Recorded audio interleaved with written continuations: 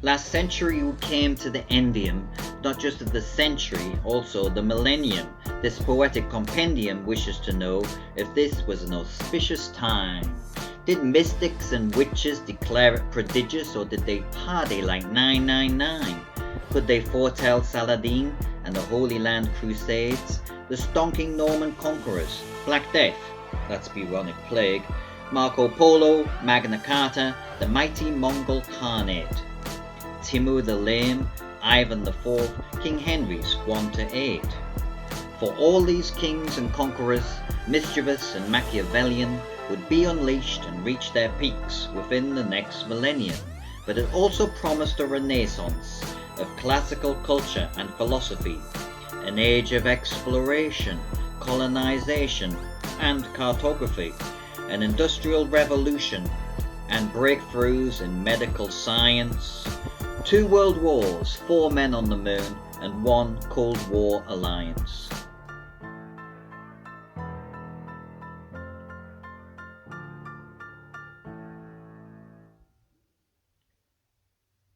But let's take it slow and steadily with the courtly tale of Genji, and how the landless knights of Normandy became Italian gentry, and the Norman conquest of England, which left Harold II dumbfounded, and Eric the Red Son's Ericsson, who found a new land, Newfoundland, or so it is thought this Norse explorer historically did encompass America's north when blown off course centuries before Columbus. The storm, of course, forced him off course to Vinland in its blind rage, and he explored the shore for self-sown wheat, maple trees and wild grapes. Some claim his name deserves more fame as the first to set foot on the continent, and others dismiss him as absolute fiction, as historic accounts are not prominent.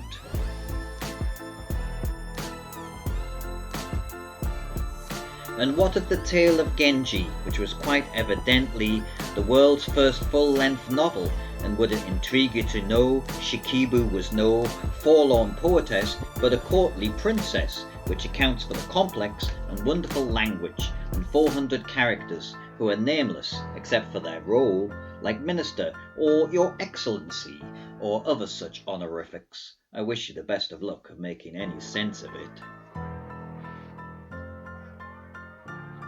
Round about the same time, the Danish King Canute ruled Norway, England, Denmark, but historians do refute he ever sat on his throne by the sea to command the tides, but it was political propaganda, inflated aggrandizement, or an apocryphal moral for his courtiers of piety and humility, that compared to God, His Majesty, was myopia and mimicry. Nevertheless, history suggests he was a frightful force to be reckoned with, as he set sail with 10,000 Danes and 200 Viking longships, and divers mercenaries who chosen the right side to engage against England and Edmund Ironside, King of England from 1016, King of Denmark 2 years later. King of Norway in 1028 made King Canute the even greater.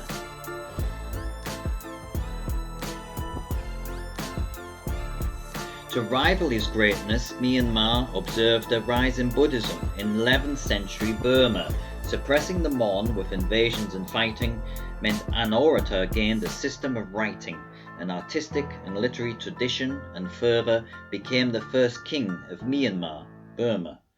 He was the founder of the Pagan Empire, beautifying and unifying the entire Irrawaddy Valley for the first time in history, and by God he gave administration to his dynasty. He stopped the advance of the Khmer in the battlefields, and with a series of embankments turned deserts into paddy fields. His new brand of Buddhism was Theravada, and he stood up for the children who were kidnapped by the priesthood. But the Ari monks before him had too much power. Besides press-ganging acolytes, they could deflower brides on their wedding night, a legal rite known as prima nocta, also exercised by feudal lords. Anawrahta put a stop to this overwhelming power of the Ari monkhood clergy. With their liquor and goat sacrifices, they were deemed unworthy of the monkhood, and thus could be banished and through religious reforms their Buddhism vanished and was replaced by Theravada. Anawrahta showed a religious zeal himself by constructing a pagoda. The golden Shwedagon pagoda in truth enshrines the holy Buddha's tooth. So as well as religion, administration, he is known for his life stories and legends which have entered Burmese folklore.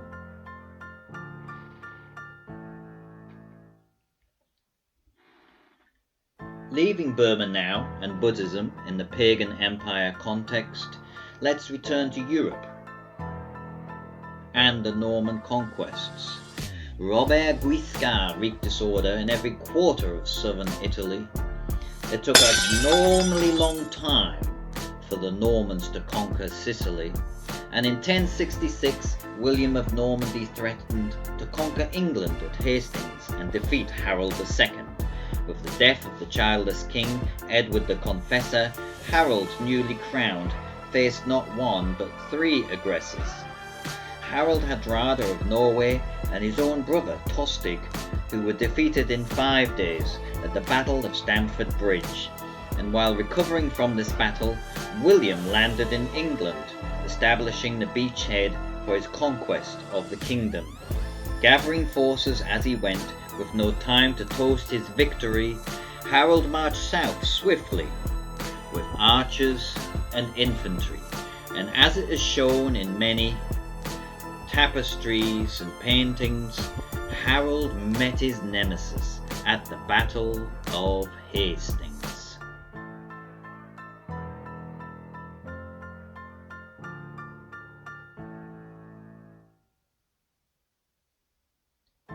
Where, according to accounts of historians and reviewers, the Normans fled in panic, then turned on their pursuers, and Harold II, it's reckoned, in the battle he died with an arrow in his eye.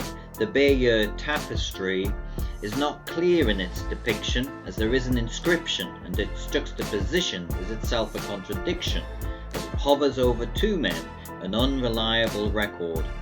One with an arrow in his eye, the other felled by sword. Which one is Harold? With doubt we are instilled, an ambiguous description. Here King Harold has been killed. Extra, extra, read all about it. A French king of England, and there's no doubt about it. Harold's troops of Hastings were surrounded and routed by the Normans of Normandy, who they encountered. Now you know that I am English, so English history will dominate, and in the History of the World parts 1 and 2 I'd often concentrate on ancient Rome and China, and occasionally I'd wander into Peru or Mexico, and often I have pondered on the Middle East and Greenland, India, Japan, and the polities of Cham, who came from Vietnam. But when all is said and done, it's hopeless to imagine a history of the world without a focus on Africa.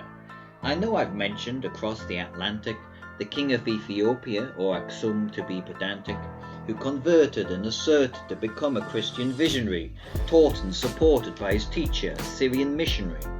But in the 1040s, the Fatimid Dynasty was sweeping through North Africa, righteously and violently. Egypt, Sicily, Algeria, Tunisia, Morocco, Yemen, Pakistan and Syria.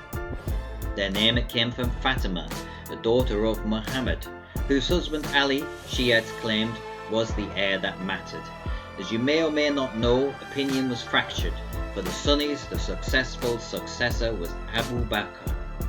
This splitting of hairs over the rightful heir led to the Battle of the Camel in the 7th century, and in our own age the Sunni-Shia wars rage, increasing exponentially. In Lebanon, Yemen, Pakistan and Syria, the war in Iraq and Saudi Arabia. And then as now, when the Zirids declared their religious independence, recognizing the Sunni Abbasid caliphs, the Fatimids attacked with a vengeance, and in 1047 the Fatimids conquered Yemen, and later faced no dilemma to storm and reign over Mecca, and even forced to succumb the holy city of Jerusalem. Islam was booming, new armies ballooning, holy wars looming in the next few decades, and they were driven by the ambition of the Seljuk Turks and the chivalry of the Crusades. For meanwhile in Manzikert, Turkey, a phobia of Turkification swept Anatolia as the Byzantine Empire tried to reverse the advancement and harassment by Seljuk Turks, and in 1071 the decisive defeat of the Byzantine Empire led to a repeat of what befell Emperor Valerian when the Sassanids became totalitarian, way back when in the 3rd century in the Rapping History of the World Part 3, when Ardashir I found the Sassanid/Sasanian dynasty, whose territory was Iraqi/Iranian, and the Sassanids themselves became totalitarian and rendered a prisoner the Emperor Valerian. And that's exactly what befell the Emperor Diogenes, though his name is not one anyone could rhyme with ease. Emperor Romanos IV Diogenes remained a captive of the Sultan for a week, and ate at his table, but not before he was forced by his boot to kiss the floor. But the fallout from the battle led to civil divisions, conflicts and crises, and the admission and mass movement of Turks to Anatolia, and a rising xenophobia and Islamophobia. And these Seljuk Turks stormed Jerusalem in 1073, besieging it and seizing it from the Fatimid dynasty. So the First Crusade was a Christian response and reaction to Byzantium and the Holy Land falling to Islam expansion. Then in 1095 Pope Urban II urged Christians to pilgrimage as the Seljuks threatened Christian communities in Jerusalem's population, as well as Islamification and Muslim domination. Peasants were sworn to fealty to their feudal lords with vows and allegiance, so through Europe streamed a motley horde of thousands. Not only knights in armour, French and Flemish nobility, but peasants with their pitchforks, and priests in their divinity, blacksmiths to shoe horses, and other tradespersons, and women who were warriors, labourers, and nurses. So the Turks and the Fatimids were forced to succumb to defeat at Nicaea and Jerusalem. Due to Pope Urban II's call to arms, there had occurred 3 sieges. Jews and Muslims were massacred. Thus started 4 centuries of crusades in a stony land 4,000 kilometers from the Vatican, the Holy Land. Not much was happening in South America, just Peru, where Chan Chan was the capital of the Empire of Chimu. From farming and fishing, they earned their income for 600 years before the Incan Empire crushed them. This coastal kingdom, with lack of rain, relied on the irrigation systems. With fresh water from the Andes, they kept crops and plants fertile, while fishing in the Pacific for crabs and turtle. Okay, so to summarize this century, we have King Canute, the discovery of North America, the Empire of Chimu, a new blend of Buddhism, Anawrahta in Burma, the Battle of Hastings and William the Conqueror, the Seljuk Turks defeating the Byzantines, the expanding through Africa, the Fatimid dynasty, and the history of Christianity, a controversial chapter, the First Crusade, which is thus named as there'd be 7 more right after. And if you want to hear of Saladin, Angkor Wat, the first shogun, then stay tuned for History of the World Part 12. Just hold on.